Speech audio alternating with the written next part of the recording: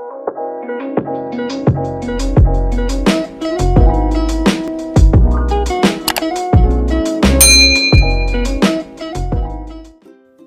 pagi anak-anak, salam jumpa kembali bersama dengan Ibu dengan pembelajaran kita hari ini. Sebelum kita memulai pembelajaran hari ini, marilah kita berdoa agar pembelajaran kita hari ini diberkati oleh Tuhan Yang Maha Kuasa. Pada kesempatan ini, Ibu akan menyampaikan pembelajaran kelas 5 tema 3, makanan sehat, subtema 2, pentingnya makanan bagi tubuh. Pembelajaran 1. Tujuan pembelajaran yang akan anak-anak capai adalah 1.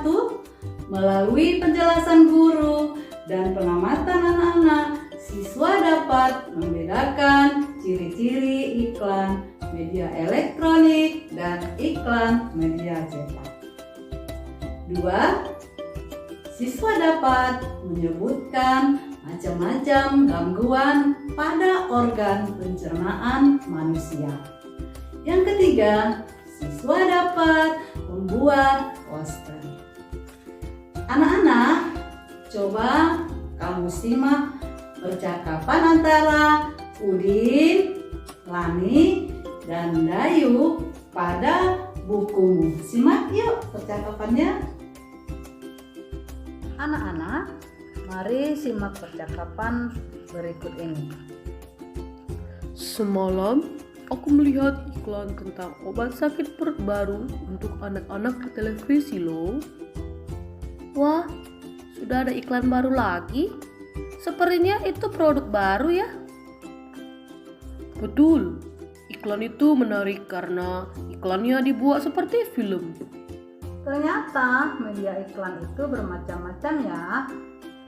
Kalau kamu suka iklan di media cetak seperti koran dan majalah atau media elektronik. Kalau aku lebih suka media elektronik karena gambarnya dapat bergerak dan ada suaranya, jadi lebih seru.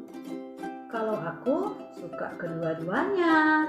Sekalipun iklan di media elektronik memang terdengar lebih seru, tetapi iklan di media cetak juga banyak yang bagus. Gambar-gambar yang dipergunakan memiliki warna yang cerah dan kalimat iklannya juga bagus-bagus. Anak-anak, apakah kalian sudah menyimak percakapannya? Ya, percakapan Udin, Lani, dan Dayu adalah tentang iklan. Iklan sering disampaikan melalui televisi, radio, internet, koran, dan majalah. Maka anak-anak masih ingat apa itu iklan? Ya, iklan adalah informasi yang disampaikan kepada masyarakat agar tertarik pada barang dan jasa yang ditawarkan. Media iklan terdiri dari media elektronik dan media cetak. Apa ya perbedaan antara media elektronik dan media cetak? Berdasarkan medianya, iklan terdiri dari iklan media cetak dan iklan media elektronik. Iklan media cetak adalah iklan yang menggunakan media cetak seperti koran, tabloid, brosur, dan baliho. Anak-anak, apakah kamu masih ingat fungsi iklan? Ya, iklan berfungsi untuk memberikan informasi mengenai suatu barang atau jasa. Iklan juga bisa digunakan untuk memasarkan produk yang dijual. Agar para pembacanya tertarik, maka iklan dibuat semenarik mungkin. Media penyampaian iklan yaitu ada dua. Media elektronik adalah iklan yang menggunakan alat elektronik dalam penyampaiannya, misalnya televisi, radio, dan internet. Nah, apakah Apakah perbedaan iklan media cetak dengan iklan elektronik ya? Perbedaannya adalah iklan media cetak menggunakan media yang di-print atau yang dicetak pada kertas. Kemudian hanya menggunakan gambar, diam dan tidak ada suara. 3. Bisa dibaca berulang-ulang dan pembuatannya cepat dan harganya terjangkau. Bersifat visual. Iklan media elektronik adalah menggunakan media elektronik seperti TV, radio, dan internet. Bersifat audio visual. Anak-anak, pada pembelajaran yang lalu kita sudah belajar tentang sistem pencernaan manusia, bukan? Sistem pencernaan manusia dapat mengalami beberapa gangguan loh. Apa saja ya gangguan pencernaan pada manusia? Anak-anak masih ingat ya? Iya, yaitu MA, gangguan pencernaan pada manusia. Selain MA adalah diare, sembelit, gastritis, gastritis dan ambien, tifus, dan appendix. Sakit MA adalah gangguan sistem pencernaan yang gejalanya umumnya nyeri pada lambung dan ulu hati, terjadinya luka pada lambung dan infeksi bakteri Helicobacter pylori. Gejala MA antara lain muntah, susah menelan, nyeri ulu hati, berat badan menurun tanpa sebab. Itulah yang terjadi ketika kita mengalami penyakit MA. Bagaimana cara mengatasinya ya? Yaitu minum obat, makan secara perlahan dalam porsi yang kecil, batasi konsumsi makanan pedas dan berlemak.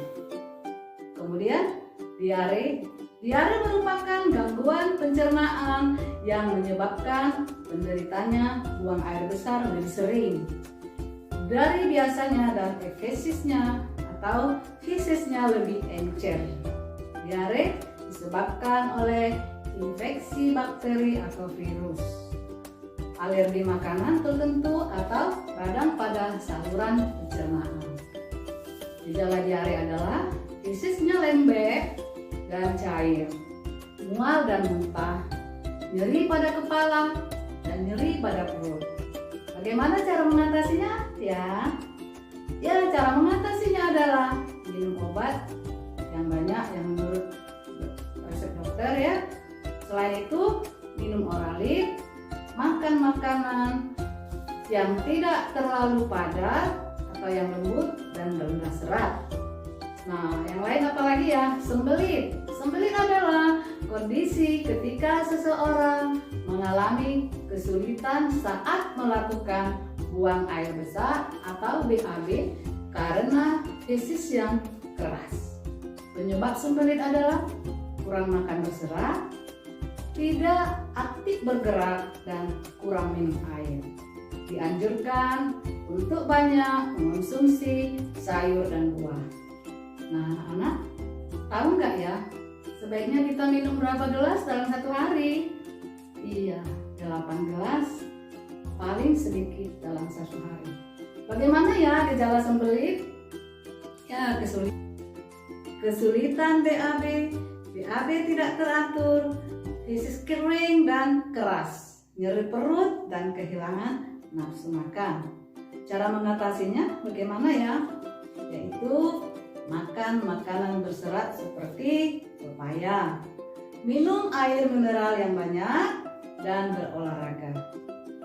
Gastritis merupakan penyakit pada lambung yang terjadi akibat peradangan dinding lambung. Gastritis adalah terjadi akibat peradangan pada dinding lambung. Hal ini dapat terjadi karena infeksi bakteri, konsumsi minum yang beralkohol maupun pertambahan usia. Gejala gastritis adalah nyeri pada ulu hati, perut kembung, mual dan muntah, cekukan, kehilangan nafsu makan, Bagaimana cara mengatasi ya? Makan secara teratur, hindari makan makanan yang berminyak, makanan yang asam-asam dan yang pedas, dan caranya adalah minum obat. Kemudian ambeien atau wasir adalah peradangan dan pembekakan pada pembuluh darah di sekitar anus.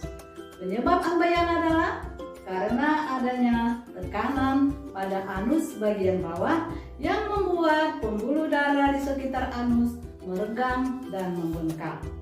Gejala ambeien adalah muncul darah dari anus saat BAB, gatal pada anus, nyeri saat BAB.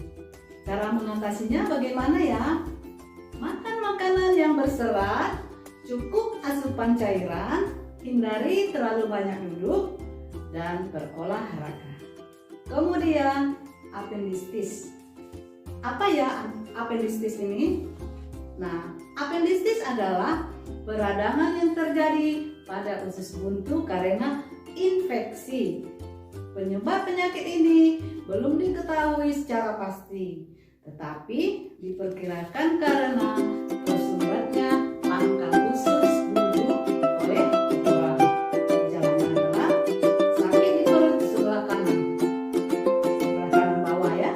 Penderita juga mengalami demam dan hilang nafsu makan. Lalu bagaimana ya cara mengatasinya? Penderita apendik ini harus segera dioperasi pengangkatan usus buntu. Usus buntu yang dialaminya harus dipotong kalau dioperasi. Jika tidak segera dioperasi, maka mengakibatkan fatal, bahkan akan mengakibatkan kematian. Jika tidak segera ditangani. Nah, apalagi ya, tipes. Tipes adalah penyakit peradangan pada usus halus. Penyakit ini disebabkan oleh infeksi bakteri Salmonella yang menyebarkan melalui makanan dan minuman yang terkontaminasi. Orang yang terkena tipes adalah demam tinggi, tubuh menggigil, lemah, bertaik, mual, dan sakit kepala. Pengobatannya adalah dengan mengonsumsi obat dari dokter dan menjaga kebersihan makanan dan minuman yang dikonsumsi. Lalu, bagaimana cara menjaga dan memelihara organ pencernaan kita ya? Mengonsumsi makanan bergizi seimbang. Kemudian, membiasakan pola makan yang teratur. Dan menjaga kebersihan makanan dan peralatan makanan. Juga mengonsumsi makanan yang mengandung banyak serat seperti buah dan sayur. Karena buah dan sayur itu sangat baik untuk pencernaan dan kesehatan tubuh kita. Selain itu, mengonsumsi makanan sebelum dimasak dan mengurangi makanan yang mengandung pengawet dan pewarna buatan. Nah, jadi jika kita memelihara dan menjaga kesehatan pencernaan kita, maka tubuh kita akan sehat. Nah, anak-anak, demikianlah pembelajaran kita hari ini. Semoga bermanfaat. Sampai jumpa pada pembelajaran berikutnya. Tuhan memberkati.